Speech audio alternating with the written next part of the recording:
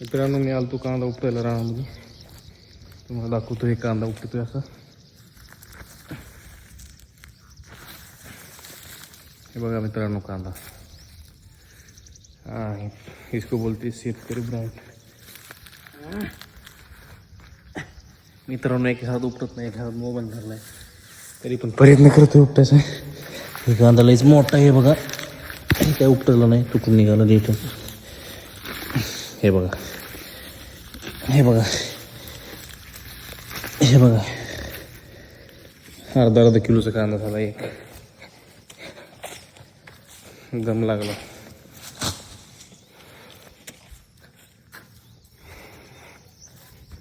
कशी मजा आहे रानामध्ये.